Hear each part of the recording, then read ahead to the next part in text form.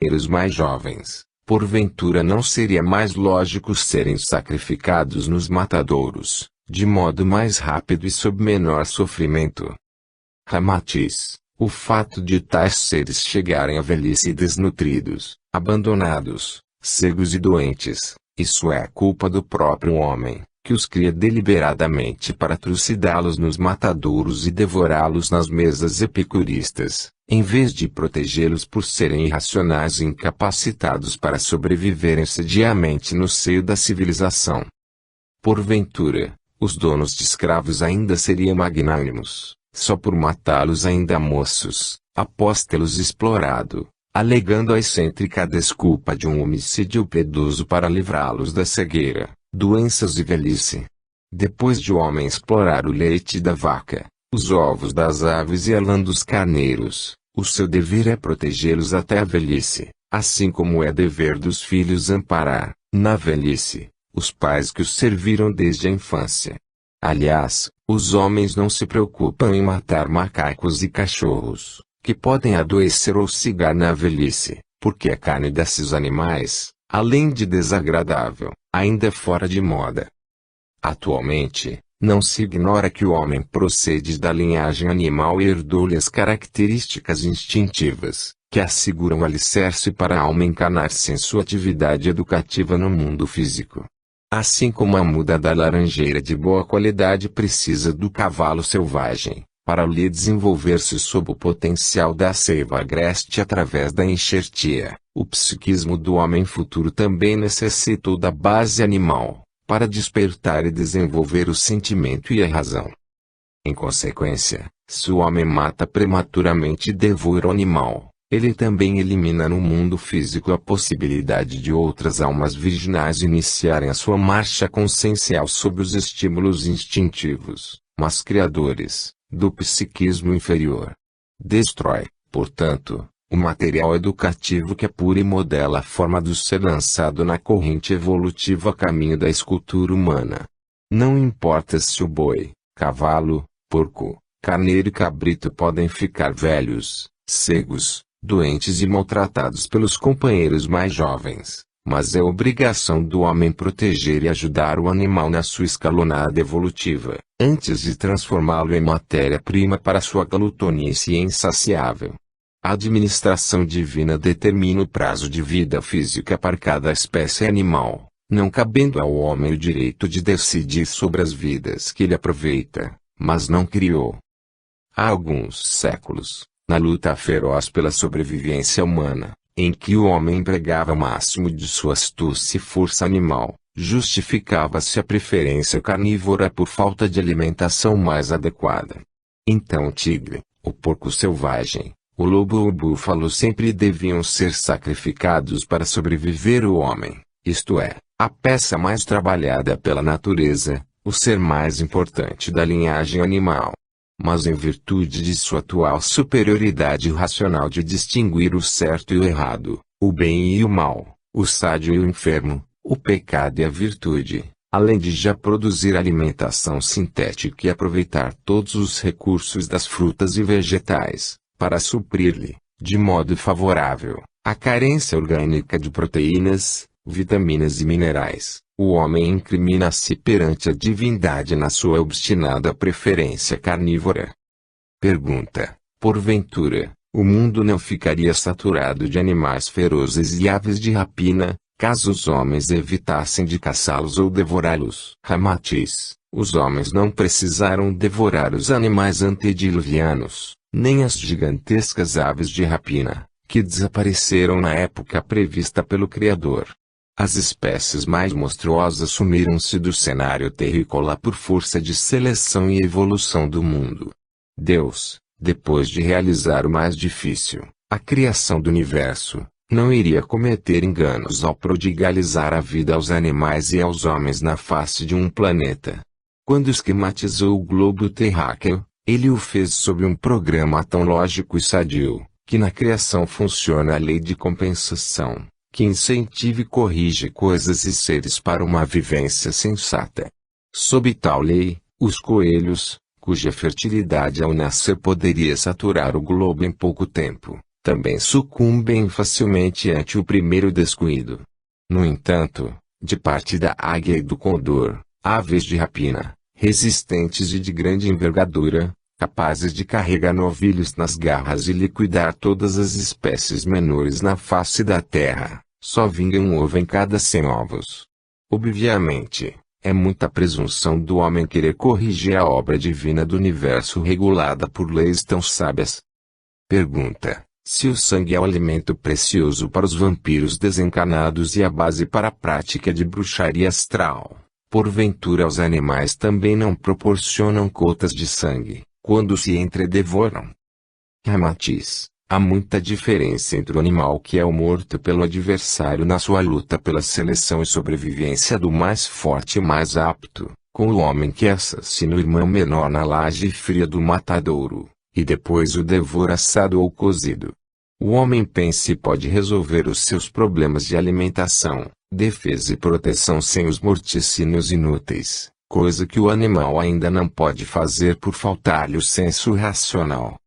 O sangue derramado pelo tigre, quando trucida ao jaguar, ou pelo jaguar quando mata outra espécie menor, também pode atrair as almas selváticas e animalizadas para satisfação vampírica ou abastecimento vital.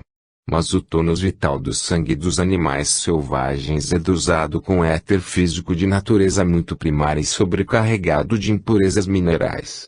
Lembra o combustível grosseiro, espécie de óleo cru dos motores primários, em vez da eletricidade sutil que move o barbeador tão delicado. São resíduos vitais tão grosseiros, que não cedem à ação imponderável do espírito desencarnado ou em operações de enfeitiçamento, tratando-se de substância de natureza muito física. Pergunta: há muita diferença entre a contextura carnal do touro selvagem, do boi, do javali e do porco, da cabra montesa e do cabrito domesticado? Porventura, manifesta-se alguma nova disposição ou especificidade vital no sangue desses animais, só porque eles são domesticados pelo homem? Ramatiz: o mineral dorme, o vegetal sonha, o animal sente, o homem desperta e o anjo vive. O animal selvagem, individualmente, só possui o corpo etérico e o físico, pois o seu corpo astral ainda é um fragmento informe do corpo astral coletivo do espírito-grupo que dirige a espécie. Nota: o espírito-grupo ou alma-grupo animal é o psiquismo global que ainda dirige a espécie selvagem, ou primária, é a vida invisível que anima as formas animais. O psiquismo da alma-grupo vai se fragmentando à medida que os seus componentes animais vão se individualizando, manifestando emoções à parte e até bruxulheios de razão, como hoje já se verifica nos cavalos que extraem raiz quadrada, camelos, macacos, elefantes e cães, cujo sentimento e paixão muito humanos revelam algo de raciocínio. Fim da nota. Assim, o lobo, o tigre, a cobra e o peixe são apenas partes etéreo-físicas da alma-grupo da mesma espécie, porém ligadas ou vinculadas a um só corpo astral e coordenador do tipo animal. Por isso, os animais das espécies selvagens nascem, crescem, vivem e reagem de um só modo instintivo, igual e semelhante em todos os seus componentes, porque eles também obedecem a um só comando psíquico diretor. Poderíamos comparar o espírito-grupo das espécies animais ao Sol quando ilumina o oceano e sua luz incide em cada gota, sem fragmentar-se individualmente.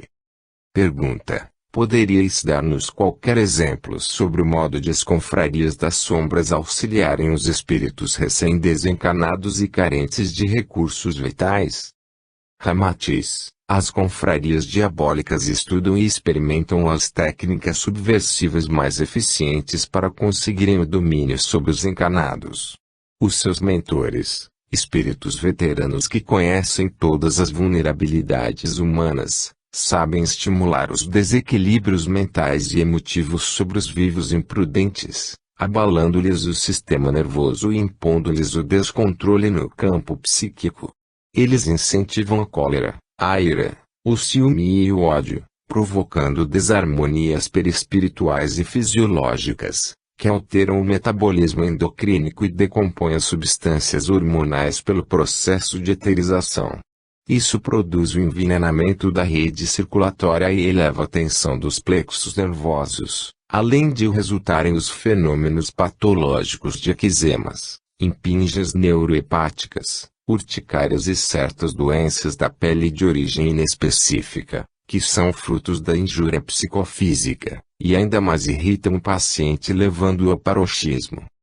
Então a natureza humana tenta expulsar para o exterior do corpo físico a carga nociva em trânsito pela circulação e oriunda da desarmonia psíquica. Os espíritos sabem que isso acumula resíduos vitais à altura do cerebelo, e então operam à noite, quando o homem dorme sua aura mostra-se enfraquecida na sua blindagem fluídica. Assim conseguem furtar esse residual vital e nervoso que se polariza em torno dos objetos condensadores situados nos travesseiros, colchões ou cobertas, operações vampíricas que são esquematizadas e orientadas por hábeis técnicos da linha negra.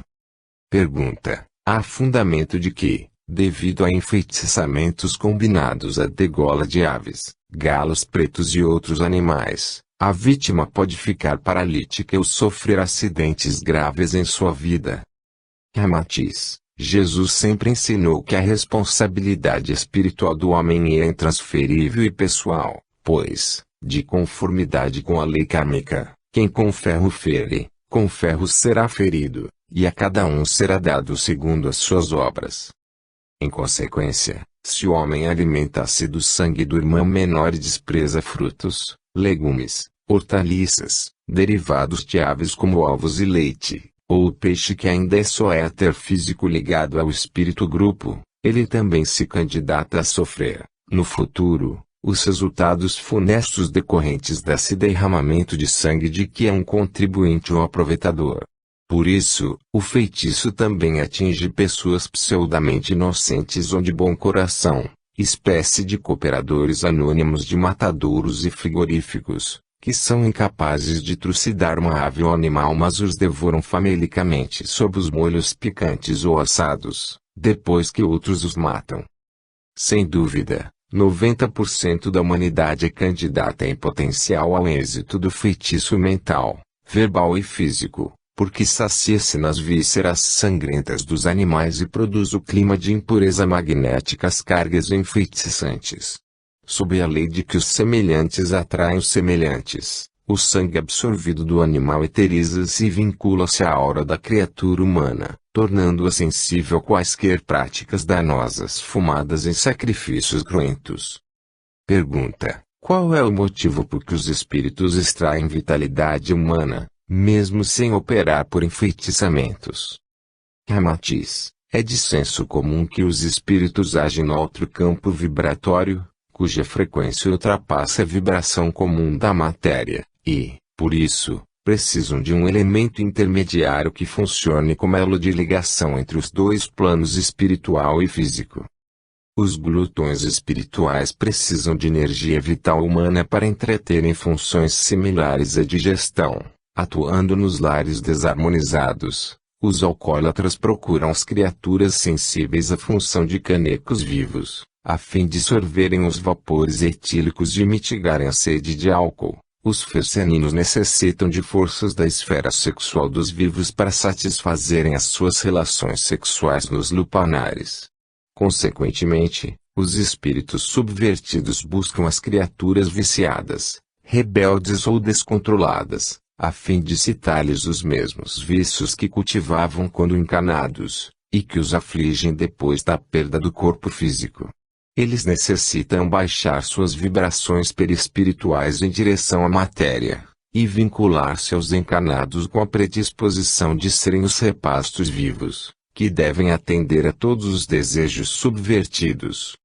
Sabendo que o descontrole mental e emotivo favorece o desperdício de tônus vital à periferia do cerebelo dos vivos, os espíritos malfeitores procuram perturbar o psiquismo das criaturas imprudentes, incentivando-lhes os contratempos, decepções e preocupações que possam irritá-los até ao descontrole.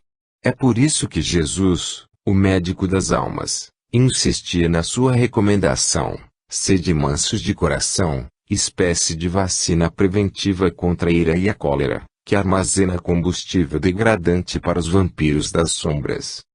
Pergunta: em face de vossas explicações, quase toda a humanidade encontra-se subjugada por esse execrável processo de vampirismo. Ramatiz: indubitavelmente, a maioria dos terrícolas ainda é escrava do enfeitiçamento e vampirismo, porque fornece o combustível vital inferior, produto dos vícios e paixões degradantes. Na Terra, ainda existe elevada quantidade de escravos algemados ao execrável processo de vampirismo, porque, após 2000 anos, o homem ainda parece desconfiado da terapêutica apregoada por Jesus. Os conceitos sede puros e sede mansos de coração, convertidos em vivência comum, extinguiriam os rios de sangue vertidos pelos animais e aves, nos matadouros, ou pelos homens, nos campos sangrentos de batalha. Infelizmente, a humanidade ainda prefere a condição de escrava explorada pelos viciados do além, em troca de alguns minutos de prazeres ilusórios. Pergunta: os espíritos, vampiros, que furtam os resíduos vitais do sangue, naturalmente são os nossos adversários de vidas passadas. Não é assim? Ramatiz: os vampiros de além-túmulo não se preocupam se as suas vítimas são adversários, amigos ou parentes, pois, na condição de viciados em desespero, eles buscam o tônus vital para sua revitalização e satisfação dos vícios e perversões a que estavam habituados na terra. Os ladrões, quando furtam os vossos lares, não o fazem por questão de vingança, mas roubam por necessidade ou porque são vagabundos. Da mesma forma, os espíritos inescrupulosos e viciados do além, que se aproveitam de sua invisibilidade para saciar as paixões incandescentes do seu corpo perispiritual, são homens que já viveram na face da terra, possuíam família e amigos, trajavam a moda do mundo, frequentavam praias, cassinos, cinemas, igrejas e estações de água. Sem dúvida, eles aviltaram-se na vida material sob as algemas dos vícios e das paixões carnais, que os superexcitam após a desencarnação, porque os desejos estão na alma e não no corpo físico. Quando o desejo atroz, estimulado nos vícios do mundo, domina o espírito sem corpo, ele é capaz das piores vilanias e degradações para sua satisfação mórbida, assim como acontece com os viciados na cocaína, morfina ou álcool, na terra. Então, ele avilta-se e vai à inescrupulosidade de furtar as forças nervosas e vitais dos seus próprios familiares. Pergunta: surpreende-nos que certos espíritos degradados cheguem a vampirizar os próprios familiares. Ramatiz: o vocábulo vampirismo não expressa exclusivamente a exploração dos espíritos desencarnados sobre os vivos, mas ele também identifica inúmeras vilezas, explorações e atos de perversidade nas relações afetivas ou amistosas entre os próprios encarnados. Aliás, nem sempre os laços consanguíneos da família carnal significam união de almas afins, mas também as algemas que imantam espíritos adversários e comprometidos desde as encarnações passadas. Quantos filhos vádios, inescrupulosos e duros de coração vampirizam e consomem as energias de seus pais heróicos que, escravizados a tarefas inglórias, sustentam uma vida dissoluta. Há velhinhos que morejam até altas horas da noite para conseguir os recursos exigidos pelas filhas desregradas numa vida de luxo e vaidade. É tão vampiro o esposo que explora a esposa costureira ou lavadeira, para sustentar-se na vagabundagem, como a mulher que exaure o companheiro em fatigantes tarefas, a fim de ostentar a roupa luxuosa, joia caríssima e o perfume exótico sobre o corpo transitório. Os vampiros do além são incipientes amadores ante o proxeneta ou gigolô, que explora a infeliz prostituta no leilão de carne viva. Pergunta: qual é a defesa mais eficiente contra o vampirismo? Ramatiz: sem dúvida, é a conduta moral superior, que se fortalece pelo equilíbrio mental e emotivo. Enquanto os estados pecaminosos geram fluidos nutritivos para os vampiros do astral inferior, As virtudes próprias das emoções e dos pensamentos sublimes são a cobertura protetora contra o vampirismo. Na verdade, a melhor proteção contra os vampiros do além ainda provém da integração do homem à vivência incondicional dos preceitos do Cristo Jesus, pois a cristificação vacina contra quaisquer práticas de vampirismo, obsessão e bruxaria. Sabe-se, até hoje, que jamais as vibrações agressivas e mórbidas de processos enfeitiçantes puderam atingir ou modificar o campo vibratório de alta frequência espiritual de Jesus, Buda, Francisco de Assis e outros luminares. Pergunta: existe alguma diferença entre o furto de tônus vital, quando é favorecido por um enfeitiçamento ou independente de qualquer bruxaria? Ramatiz: em ambos os casos, os travesseiros, cobertas ou colchões contêm objetos que, fundamentalmente, provêm dos três reinos, vegetal, mineral e animal, correspondendo hermeticamente a três vibrações padrão. No caso de feitiçaria, os objetos são preparados e encaminhados por operadores do mundo terreno, como feiticeiros, magos negros ou bruxos. Quando independente de feitiçaria, tais condensadores nefastos são colocados pelos próprios espíritos interessados no furto de fluidos vitais. Pergunta: Alhures dissestes que os vampiros também agem na zona do cerebelo, para extrair o tônus vital que não conseguem obter através do sangue habitual. Podeis dar-nos uma explicação desse processo? Ramatiz: o vampirismo pode provir do enfeitiçamento praticado na Terra através de objetos preparados no rito da bruxaria ou ser facilitado pela imprudência das criaturas, que vivem em desacordo com os princípios sadios da vida espiritual. Durante o sono, quando o corpo descansa e dispensa maior soma de energias, polariza-se, justamente, à altura do cerebelo, certa quantidade de tônus vital ou emanação do éter físico do duplo etérico impregnado de prana, cujos peso específico e frequência vibratória dependem muito das atitudes mentais e dos sentimentos assumidos durante o dia. No caso de reflexões, violências ou desarmonias mentais ocorridas no estado de vigília, esse tônus será mais grosseiro e denso, tornando-se sensível e vampirizável pelo mundo astral inferior. Mas se houve equilíbrio psico-nervoso e comportamento evangélico, durante o dia, a exudação vital se processa em frequência ou campo tão sutil, que se sobrepõe a qualquer ação menos digna do além. As turbações mentais e emotivas são impactos ofensivos na contextura delicada do perispírito, e repercutem também na fisiologia do duplo etérico ou corpo vital do homem. Em geral, o chakra ou centro de forças frontal, quando é perturbado por impactos mentais violentos, se desarmoniza com a função vitalizante do chakra esplênico, à altura do baço, encarregado da purificação sanguínea, resultando um extravasamento de tônus vital facilmente absorvível pelos vampiros. A energia vital adulterada durante o dia pelo descontrole emotivo e mental do homem adensa-se à superfície dos plexos nervosos dos chakras esplênico, cardíaco e genésico, refluindo para a zona do cerebelo por atração do comando de onde o espírito exerce a sua maior atividade pensante, e ali se coagula como a nata do leite. Pergunta: o tônus vital que se forma à superfície dos centros etéricos do homem perturbado é sempre do mesmo tipo? Ramatiz: varia a natureza, a densidade e o potencial dos resíduos vitais que se acumulam sobre os chakras, no duplo etérico, de conformidade com as regiões onde eles se aglomeram.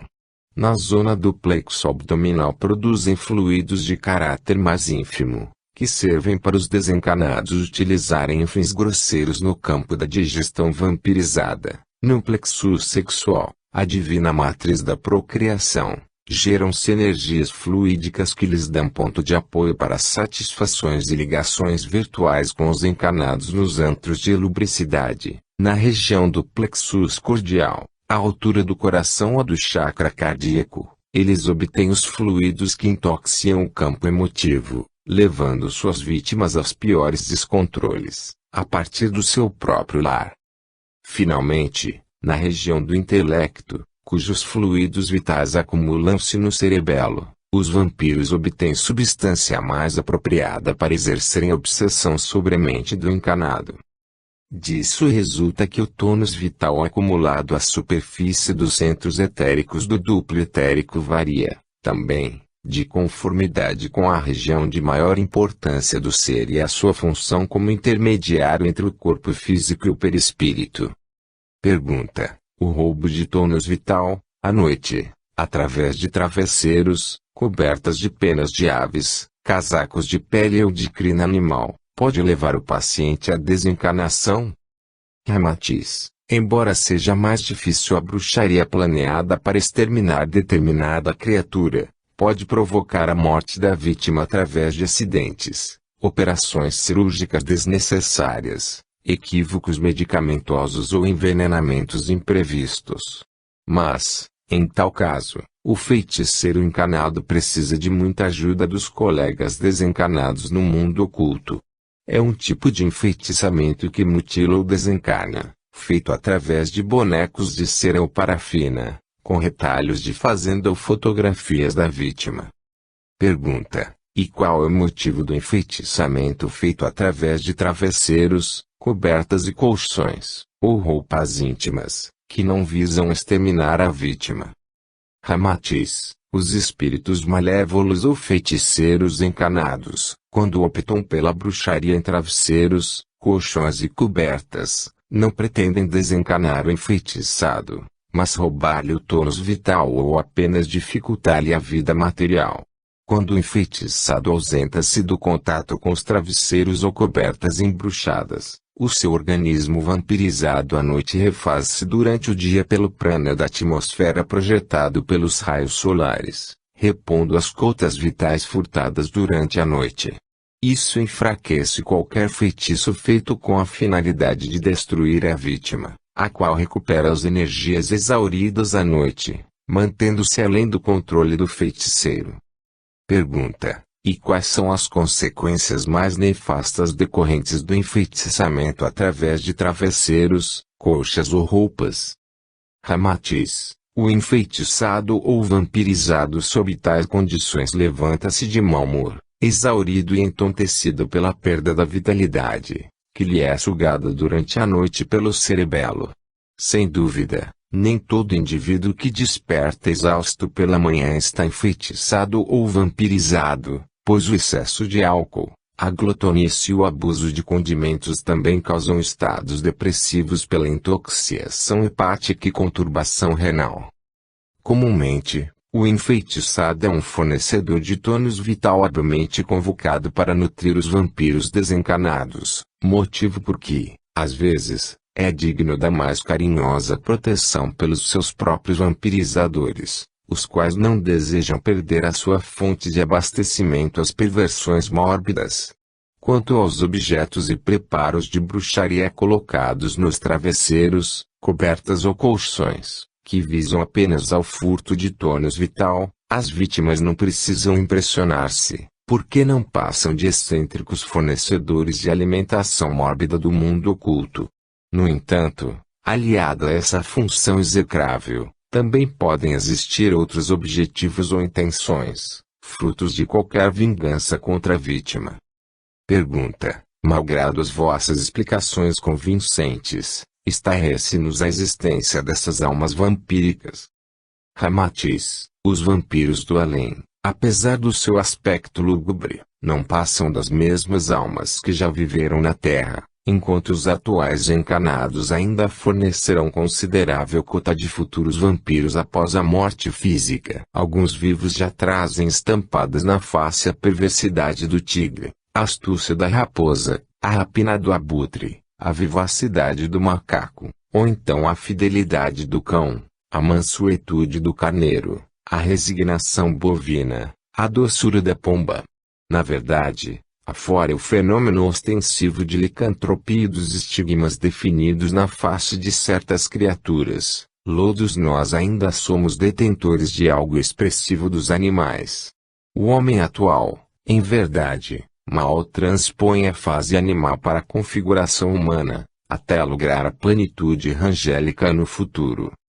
Capítulo 17. O feitiço ante os tempos modernos. Pergunta: o feitiço tende a se extinguir, na atualidade?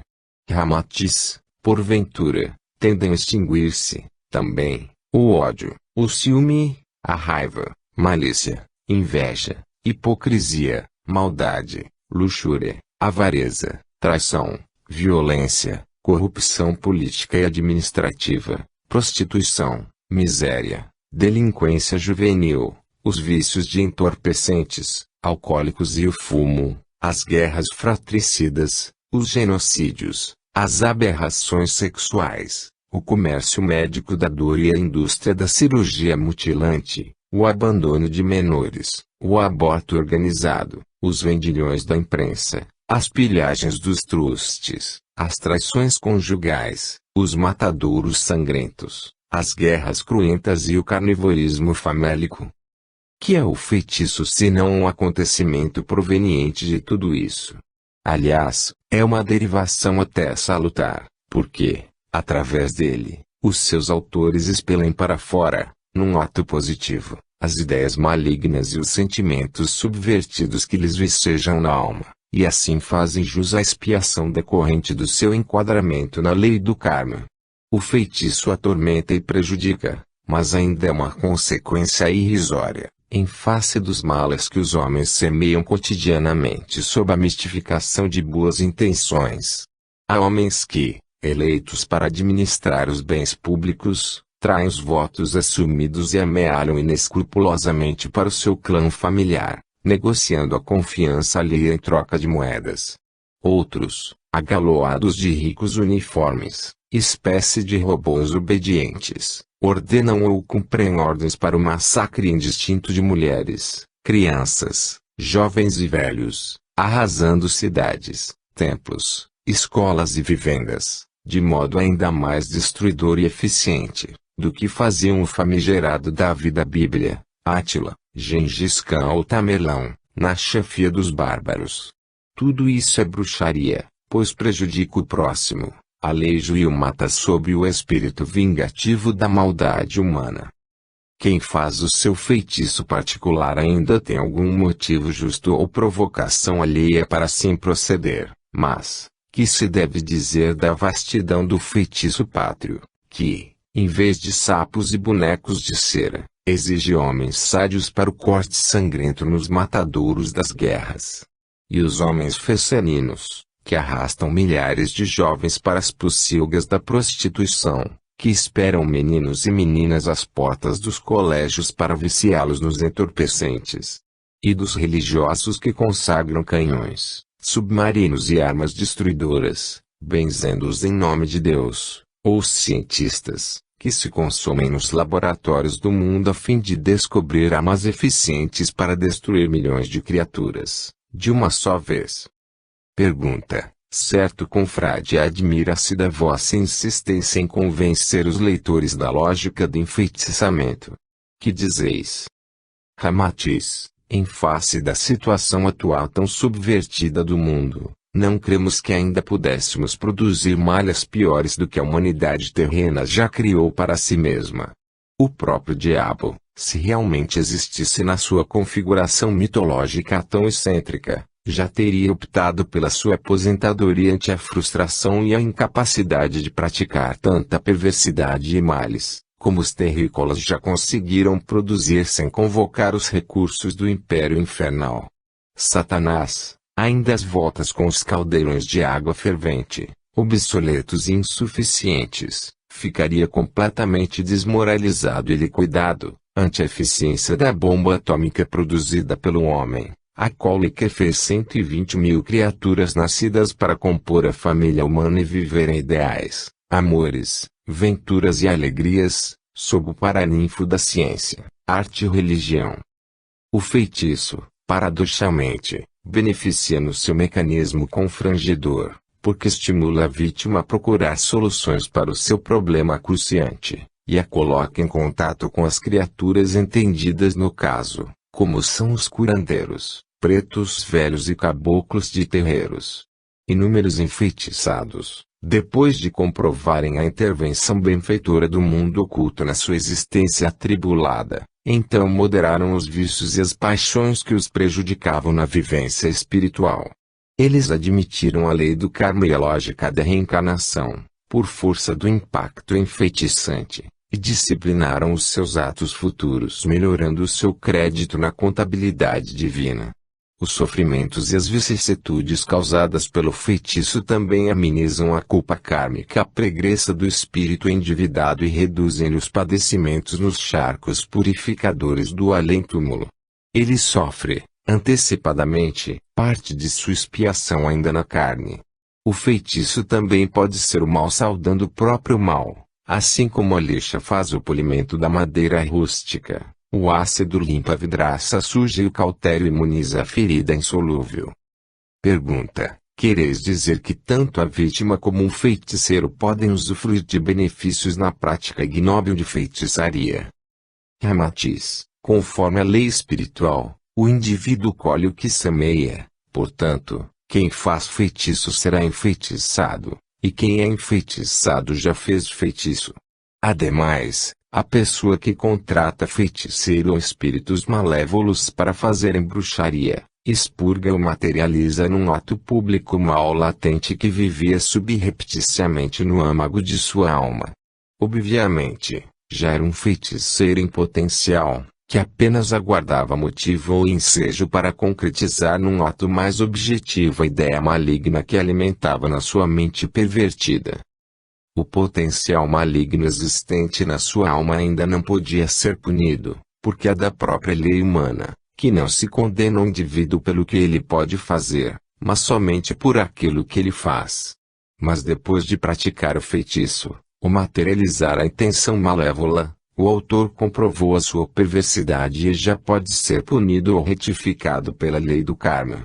O feiticeiro, portanto, já é um feiticeiro em potencial antes de praticar a bruxaria, assim como o ladrão já é ladrão antes de surgir o ensejo de lhe roubar. O feitiço ou o roubo apenas confirmam publicamente um mal que já existe latente no âmago do ser. Pergunta: essa concepção algo excêntrica não induziria o homem a botar para fora todos os seus pecados em potencial? Então, o homicida mataria de imediato. O luxurioso punha-se à cata de mulheres, e o corrupto buscaria ensejos para concretizar a sua tendência nefasta a fim de esgotar as suas tendências pecaminosas. Ramatiz: sem dúvida, 1000 vezes o sentimento que beneficia, em vez da maldade que destrói. Os pecados humanos, latentes ou potenciais, podem sublimar-se pela renovação crística ou reduzir-se pelo discernimento espiritual que o homem tiver de si mesmo.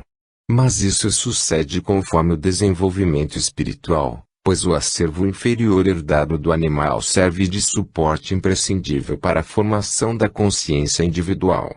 O pecado, em verdade, provém do mau uso que fazemos dos instintos e paixões animais, que já foram superados pelo nosso entendimento superior da razão. O próprio Jesus advertiu que se deveria transformar a energia que sustenta o pecado, em forças domesticadas a favor da ascese angélica. O nosso propósito é demonstrar-vos que ninguém faz feitiço caso não exista em si mesmo um potencial ou a tendência para praticar tal ato censurável. É de senso comum que, de um negativo fotográfico imoral, só se pode revelar uma fotografia imoral. O homem que odeia no silêncio de sua alma não se torna pior depois que pratica um ato odioso em público, mas ele já é assim, muito antes de materializar a sua perversidade. O pecado que mora na mente do homem é o mesmo que depois surge à luz da vida humana, quer seja por descontrole emotivo, explosão de cólera ou espírito de desforra. Há homens frios, que podem examinar e observar os seus pecados, capazes de mantê-los sob controle ou disfarces, evitando prejuízos morais ou julgamentos desairosos em público. Tais criaturas são pusilânimes na sua frieza calculista, pois, embora desejem vingar-se da menor ofensa do mundo, preferem aguardar o ensejo providencial para a desforra covarde e anônima. O feitiço, então, lhes serve de excelente oportunidade para expressarem a sua perversidade oculta, pois lhes falta a coragem e a hombridade suficientes para assumirem os resultados de sua sanha maligna. As criaturas excessivamente temperamentais, sem controles emotivos e arrastadas pelas suas próprias emoções a atos que depois deploram, são menos culposas do que os homens prudentes e cautelosos, que comandam friamente as suas reservas. Malévolas e pecaminosas. Semelhantes às fontes de água estagnada ou cisternas poluídas, eles ferem traiçoeiramente o primeiro imprudente que ousa diminuir-lhes o patrimônio egocêntrico. A divindade respeita o direito de o homem acumular reservas de pensamentos e projetos destrutivos, mas depois o enquadra, implacavelmente, sob as leis da expiação redentora, quando ele movimenta essas energias em desfavor de outrem. Pergunta: o feitiço verbal, mental e físico, não tende a desaparecer pelo progresso científico do mundo?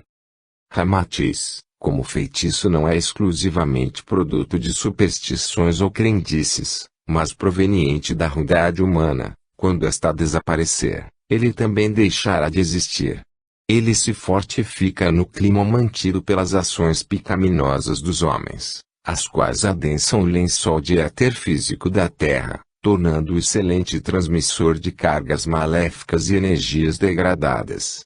Fundamenta-se nas vibrações de ódio, inveja, e ciúme, cólera, vingança, frustração, despeito e luxúria, no campo psíquico, e alimenta-se do tônus vital fornecido prodigamente pelo sangue dos matadouros do corte animal e das charqueadas humanas, nos campos de batalha. Considerando-se que o feitiço volta-se contra o feiticeiro, a humanidade terrena não enfeitiça, mas enfeitiça-se. Por isso, a maior parte da humanidade está reciprocamente embruxada, devido à renovação incessante do alimento mórbido que se gera nas paixões descontroladas e nos vícios abjetos. O ódio é um sentimento dominante entre as criaturas frustradas, despeitadas e invejosas. O ciúme envenena dentro e fora dos lares, atormentando esposos, noivos e namorados, que tentam arrendar a aventura alheia para sua exclusividade. A cólera viceja entre os homens impacientes e intolerantes. Enquanto isso, os espíritos primários e vingativos vertem um tonel de veneno, para indenizar algumas gotas de ácido que lhes foi borrifado pelo próximo. E quanto ao sangue tão imprescindível para fornecer o tônus vital, os matadouros, frigoríficos e as churrascarias do mundo, então, se encarregam de fornecer diariamente as cotas ambicionadas pelos vampiros do além. Evidentemente, a bruxaria há de desaparecer da face da terra por falta de alimentação mórbida, assim que a humanidade libertar-se da espantosa corte de corrupções, vilanias, pilhagens, guerras, racismos, carnivorismo e prostituição. Caso isso não aconteça, em vez de desaparecer da crosta terráquea, o feitiço ainda há de socorrer-se da própria ciência, numa aplicação mais higiênica e eficaz. Pergunta: como poderíamos entender essa aplicação mais higiênica e eficaz da feitiçaria sob a cooperação da ciência moderna? Ramatiz: antigamente, o mundo oculto era panágio exclusivo de certos magos, alquimistas, feiticeiros ou exorcistas, que sabiam manejar as leis do plano invisível e catalisar objetos apropriados para suas façanhas incomuns.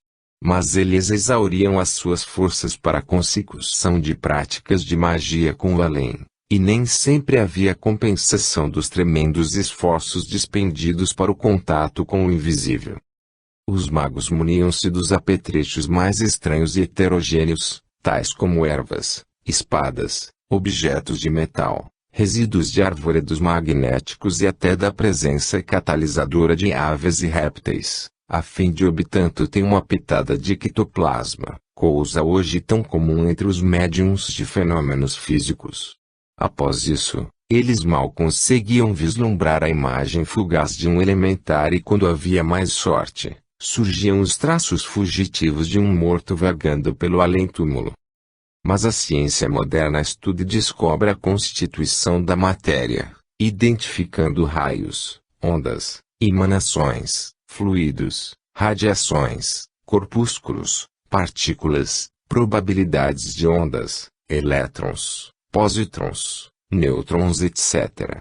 Penetrando na esfera da mente humana, ela investiga as ondas ultracerebrais, percebe as formas, pensamentos, fotografa o corpo etérico, examina o ectoplasma, assinala a especificidade do fluido nervoso e não tarda em descobrir a contextura incomum do duplo etérico.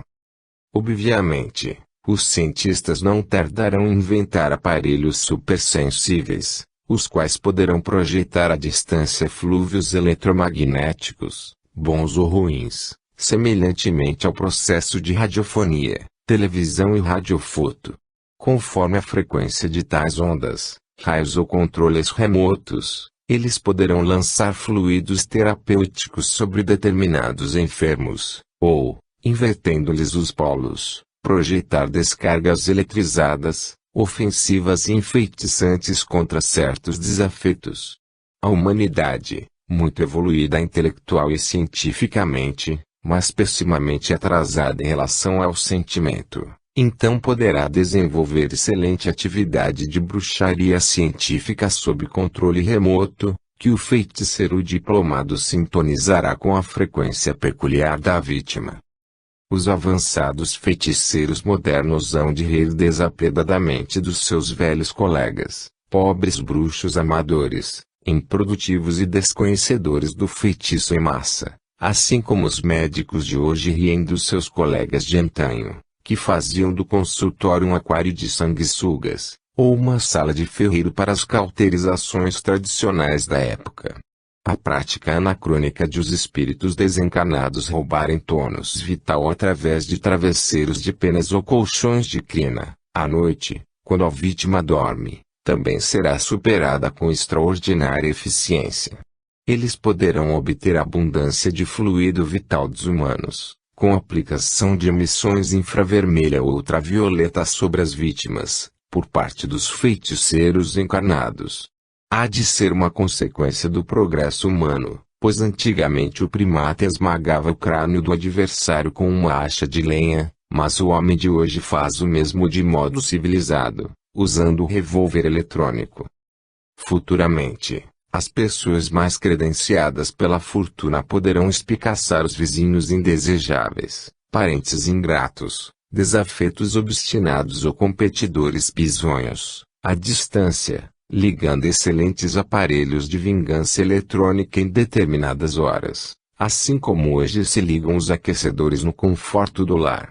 E como o feitiço é fruto da má índole da humanidade e não de práticas primitivas, é provável que o futuro nos mostrará casas especializadas nesse ramo, expondo em luxuosas vitrinas, bem decoradas, objetos e coisas de bruxaria, como perucas, tranças, maços de cabelos, sapos plásticos e bonecos eletrificados muito próprios para os enfeitiçamentos modernos. Naturalmente, será alardeada a eficiência dessa ou daquela marca, com faixa de frequência mais ampla e excelente penetração na aura dos candidatos mais renitentes à bruxaria. Ante o peculiar requinte dos terrícolas, que transformaram o primitivo tacape de abrir o crânio do companheiro na eficiente bomba atômica de pulverizar milhares de seres, não será difícil que também eletrifiquem o feitiço, inclusive a confecção de amuletos e talismãs transistorizados. E os testes para comprovar a eficiência de tais conquistas modernas, que deixarão à distância os anacrônicos feitiços de hoje, tão anti-higiênicos através de penas de galinhas, crinas de cavalo ou sapos de boca costurada, poderão ser feitos em gatos, cachorros e outras cobaias. Provavelmente, os ambiciosos políticos de todos os tempos, que hoje consultam os babalaôs para o despacho de encruzilhada, servir-se-ão de todos os recursos modernos do feitiço, numa porfia intensa contra os seus adversários litigantes. E a ciência e a técnica do mundo, como tem acontecido, mais uma vez contribuirão para que o cidadão terreno possa destruir-se, reciprocamente, no intercâmbio da bruxaria modernizada, eletrônica e eficaz. Capítulo 18. O feitiço e o seu duplo efeito moral. Pergunta: poderíeis nos esclarecer se a vítima de feitiço colhe algum proveito moral dessa perseguição insidiosa? Ramatiz: a dor e o sofrimento, no plano físico e no campo moral, ou em qualquer situação da vida humana, são sempre benéficos. É um processo de disciplina espiritual rearticulando o ser para transitar no caminho certo, medida retificadora, que orienta, compulsoriamente, o homem animalizado para o norte angélico.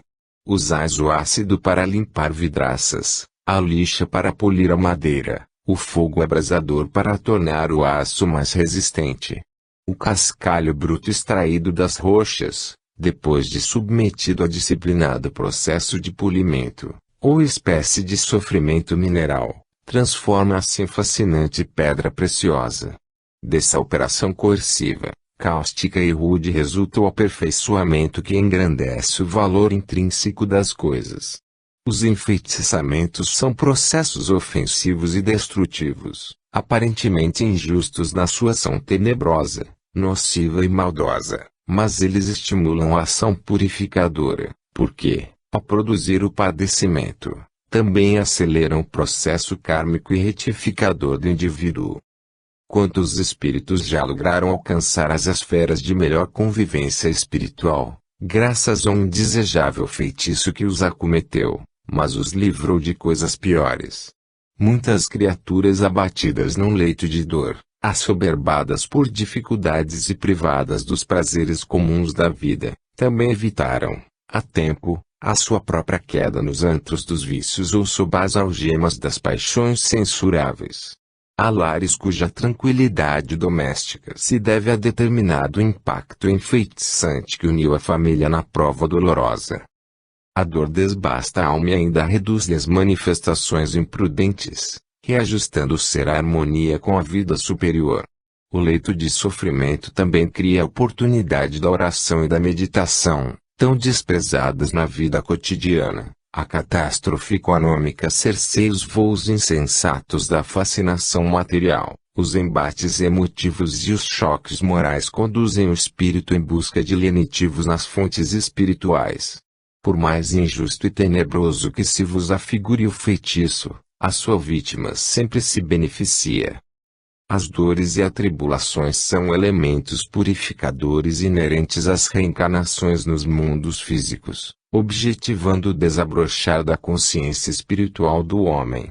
A feitiçaria, portanto, como um processo incentivador do sofrimento físico, moral, mental e econômico, pode exercer proveitosa função retificadora dos desvios que o homem cometeu no passado e são prejudiciais à sua evolução espiritual.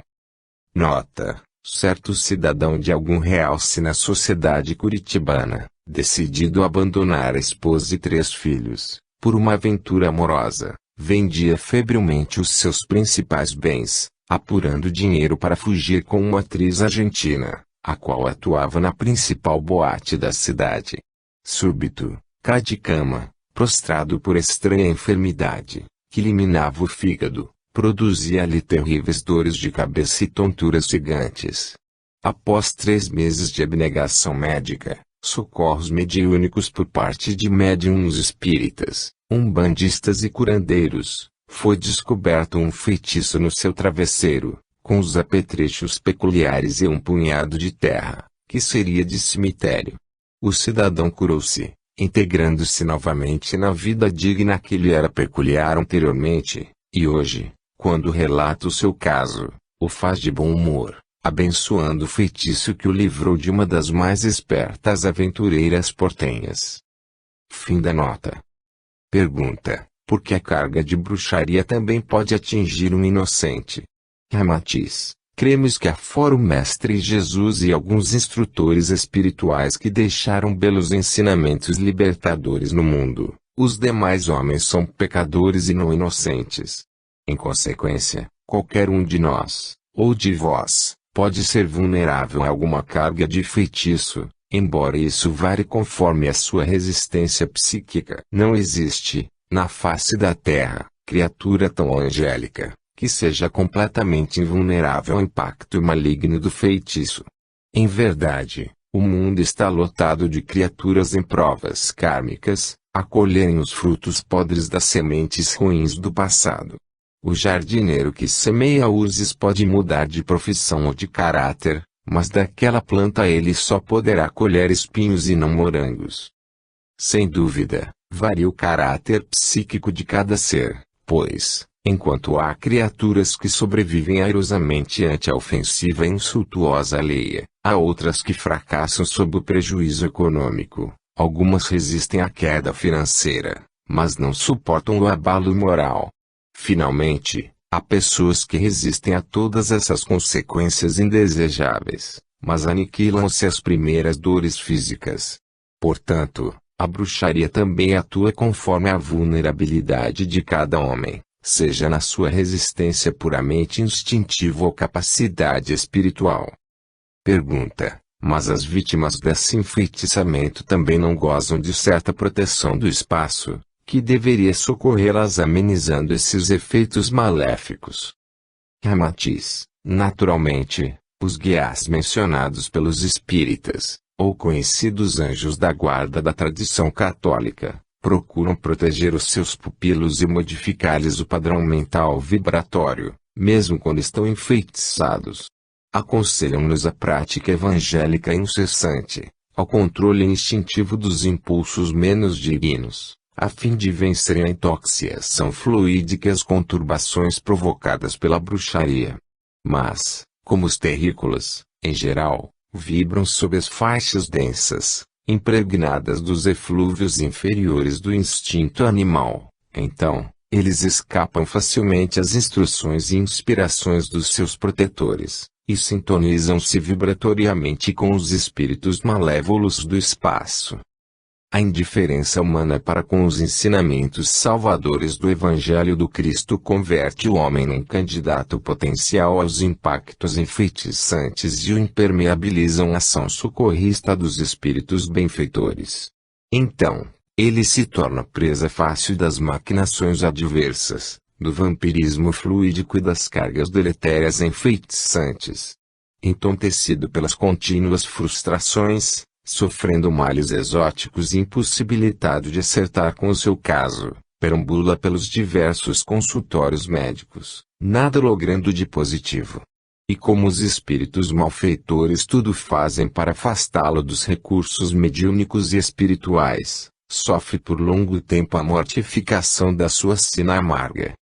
Assim como os bons nadadores não se arriscam a mergulhar nos rios infestados de piranhas, os santos e os inocentes também não precisam reencarnar-se na terra, onde o mal é a condição mais comum da vida. Por isso, os espíritos que ainda habitam a terra e aí se encontram em função educativa, são transformados em alvos vulneráveis às forças agrestes e hostis da própria moradia. Da parte da divindade não existem injustiças ou privilégios, mas a cada um é dado segundo as suas obras. Os inocentes, que ainda precisam submeter-se à disciplina primária e dolorosa de educação espiritual na carne, apenas colhem a mercê farta de frutos deletérios que provêm da perniciosa sementeira do passado. Pergunta: não seria injusto sermos enfeitiçados quando já nos empenhamos na renovação de nossa conduta moral e cooperamos, também, na edificação de obras filantrópicas em favor do esclarecimento espiritual alheio? Ramatiz: as vicissitudes, dores e os desenganos são tão peculiares na face da terra, como o calor é um produto natural do fogo. Sem dúvida, a diferença de sensibilidade espiritual faz certas criaturas sofrerem mais do que as outras, embora todas estejam submetidas às vicissitudes e padecimentos semelhantes. Enquanto a terra é um orbe desagradável e injusto para os mais sensíveis, constitui-se num ótimo viver para as criaturas afinadas à violência, pilhagem, intriga, maldade, ao ciúme, ódio e egoísmo. O mesmo pântano que exala o gás metano, onde o beija-flor viveria um inferno, é um paraíso para a vida do sapo. As pessoas habituadas à limpeza e higiene de suas residências bem tratadas sentem-se aflitas no ambiente sórdido das favelas. O certo é que no cenário do mundo terrícola seja o crime, o roubo, o acidente, a exploração e a morte, independentemente das virtudes e dos méritos dos espíritos encarnados. Os homens terrenos ainda são como os doidos dos asilos.